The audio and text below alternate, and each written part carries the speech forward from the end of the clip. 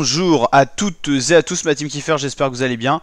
Aujourd'hui pour cette nouvelle vidéo on se retrouve pour un nouveau point météo pour s'attarder sur la tempête Ciarán qui va toucher la France dans la nuit de mercredi à jeudi. Les premières grosses rafales de vent arriveront en Bretagne, sur les côtes également atlantiques.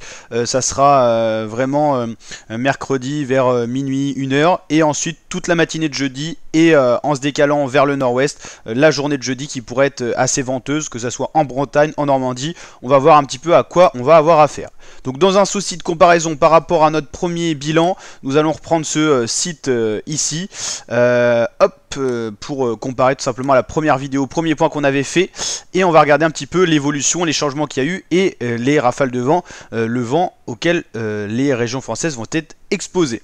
Donc là, à ce moment même, donc là le 31 10 23, la tempête Ciarán elle est ici. Pour l'instant les vents ne sont pas très forts, tout simplement parce que la tempête n'est pas encore créée, c'est une petite dépression pour le moment, mais le conflit de masse d'air auquel cette dépression va être exposée va pouvoir permettre de créer un creux dépressionnaire assez impressionnant en se rapprochant notamment des côtes françaises. Donc là, première perturbation qui va toucher la France, celle-ci, un petit peu de vent, mais ça sera négligeable par rapport à ce qui va arriver. Là, les rafales pourront être, voilà, il n'y a rien de fou, hein.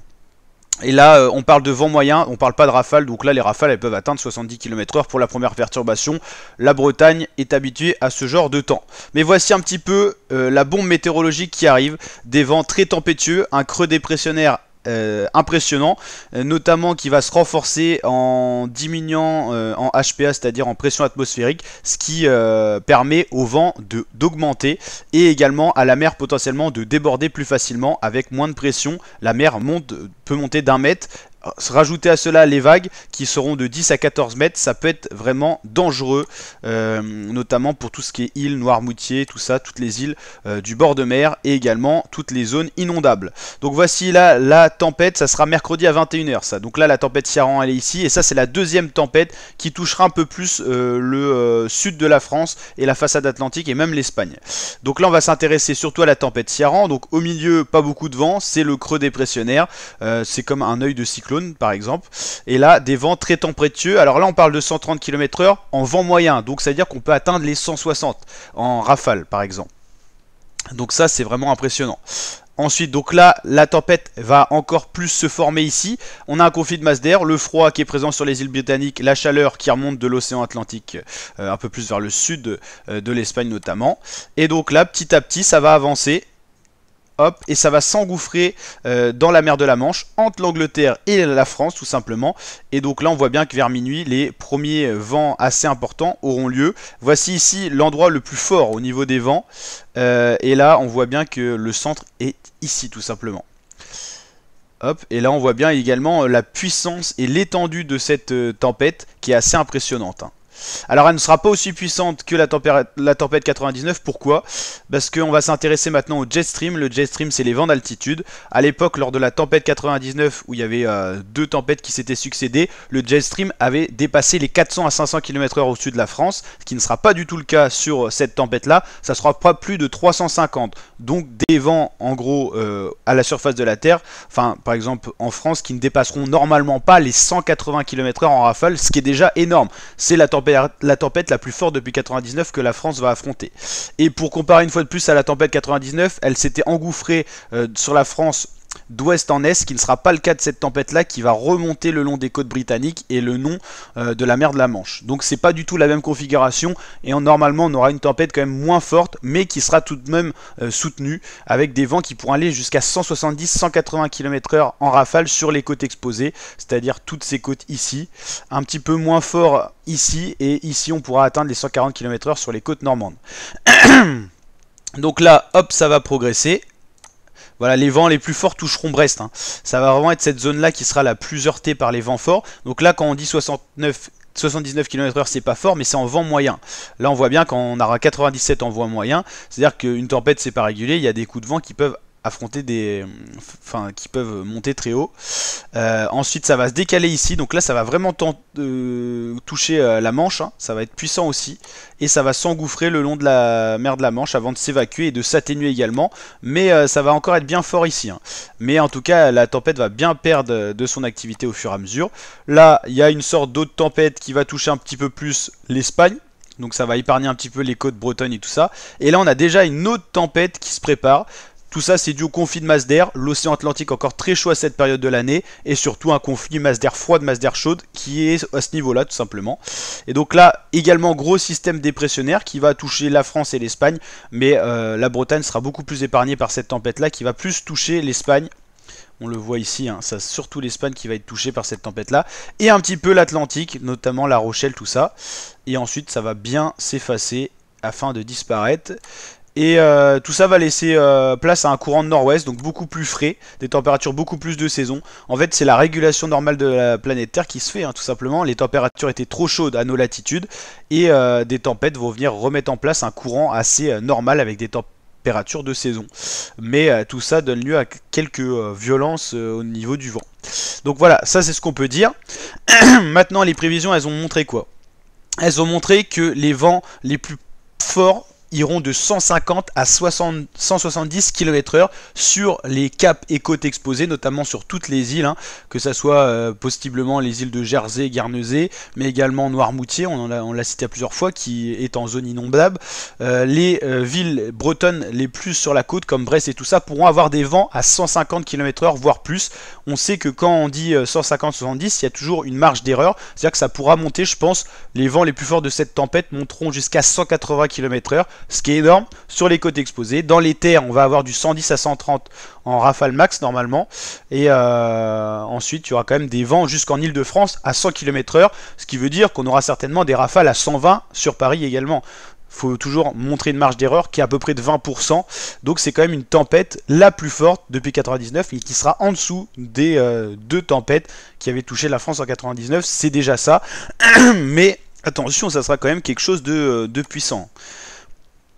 Donc maintenant, si on s'intéresse un petit peu à tout ce qui va se passer, là voici cette tempête qui va être assez marquée, on le voit bien, hein, et qui va remonter vraiment le long des côtes de la Manche, hein. Ça va passer de la Bretagne à la Normandie, donc c'est surtout le nord-ouest de la France qui va être touché, hein. C'est toute cette partie-là où on aura des vents assez forts. Le sud sera totalement épargné, ce qui n'était pas le cas en 99 également, parce qu'on a tendance à comparer beaucoup à la tempête de 99. Ce qui est impressionnant, c'est les pressions qui vont chuter à 955 hectopascales, ce qui signifie que ça va augmenter violemment le vent et va faire monter également la mer qui sera moins plaquée au sol si vous voulez, et qui pourra plus facilement se soulever, tout simplement.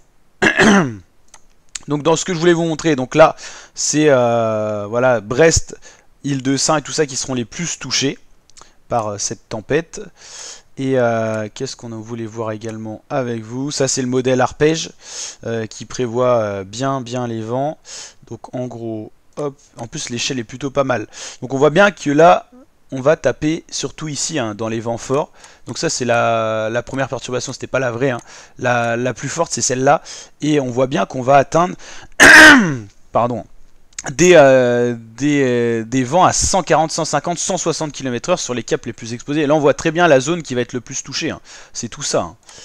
Ça va arriver, hop, et hop, ça va remonter petit à petit, si ça veut bien charger. Et elle va perdre assez rapidement de son intensité cette tempête quand même, hein. Elle va bien s'écraser. Et après il y en aura encore quelques autres qui vont passer. Et avant il y en aura une autre plus grosse qui va encore être assez impressionnante, hein. Mais ça sera pas du tout les mêmes zones touchées. Là ça sera plus l'Atlantique pur, hein. Voilà. Donc vous voyez que ça va être quand même une semaine très agitée de par tous ces vents et tout ça.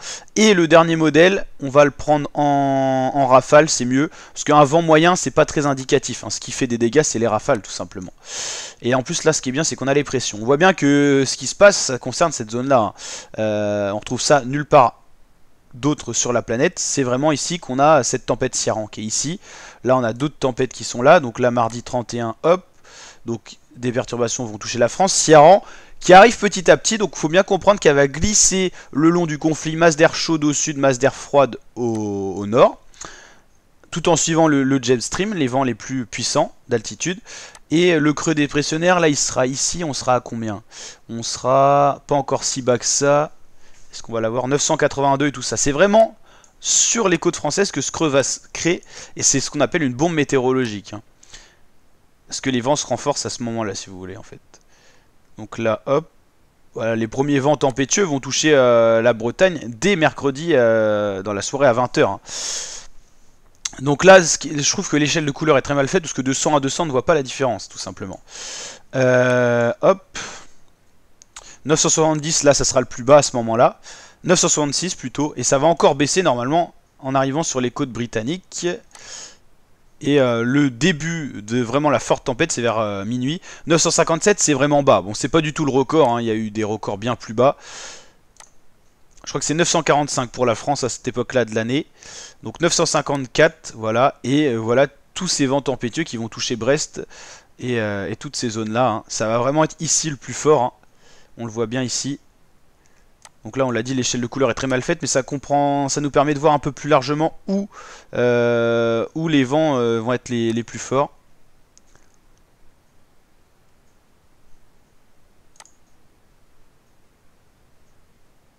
Et ça va durer quand même un certain temps, hein. Alors, ce qui peut présenter un certain avantage niveau danger, c'est que ça sera quand même dans la nuit, en pleine nuit. Mais après, attention, dans la journée de jeudi, par exemple à 10 h du matin, les vents continueront à être forts et les submersions marines auront toujours lieu, surtout qu'il aura beaucoup plu, donc il y aura des inondations. Donc là, je pense que Météo France va mettre une alerte orange voire rouge parce que c'est vraiment dangereux. Et par exemple, jusqu'à 16 h sur les côtes normandes, ça va encore souffler assez fort. Et puis après, il y a une autre perturbation qui va arriver, qui va toucher cette fois plus l'Espagne, hein, et le sud-ouest de la France. Et je crois qu'il y en a une encore assez virulente qui va arriver pour samedi. La voici, hein. Là, dans le monde, il n'y a que sur l'océan Atlantique qu'il y a des vents aussi forts pour l'instant, hein. Donc il y a vraiment un différentiel de température dû au dérèglement climatique, on peut le dire, hein, qui cause ce genre de phénomène, hein. Il y a de l'énergie entre cette différence masse d'air chaude, masse d'air froide. Celle-là, on voit bien que la trajectoire sera pas la même, elle est peut-être plus étendue, mais elle va toucher une partie beaucoup plus au sud, hein. Cette fois, le creux dépressionnaire va pas forcément toucher les îles anglaises, mais voilà. Mais attention, il y aura encore du vent en Bretagne, hein. Ils sont habitués au vent, les Bretons, mais ça va encore bien souffler. Mais cette fois, ça sera plus l'Espagne, hein, quand même, qui va prendre pour cette deuxième tempête, hein. Ça va être costaud quand même, hein. La Rochelle, Nantes, tout ça, ça va bien souffler également. Et ça va s'éteigner petit à petit en rentrant dans les terres. Mais il y aura encore du vent ce week-end, vous l'avez compris, avec un temps très perturbé, mais qui va se rafraîchir parce que tout simplement, ce qui va se passer avec ces tempêtes, c'est qu'on va basculer dans un flux de nord-ouest. Le froid va revenir avec des températures de saison. Et on voit bien ces flèches qui indiquent que, en gros, là c'est clairement le froid qui va gagner contre le chaud pour ce début de mois de novembre.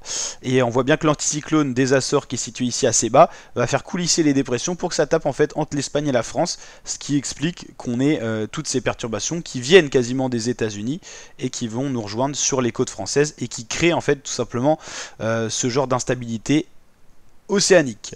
N'hésitez pas à liker la vidéo si elle vous a plu. N'hésitez pas à vous abonner, activer la cloche pour d'autres vidéos de ce genre. On fera bien sûr un dernier point juste avant la tempête. On fera bien sûr un point après la tempête pour voir ce que ça a donné. En tout cas, moi d'après mes prévisions, je pense que les vents les plus forts iront jusqu'à 180 km/h sur les côtes et caps exposés.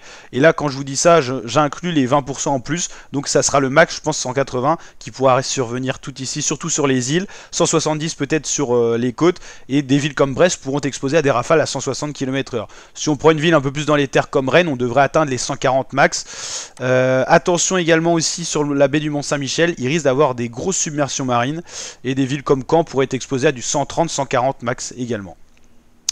Donc tout ça à surveiller, mais en tout cas une grosse instabilité. Allez, ciao l'équipe.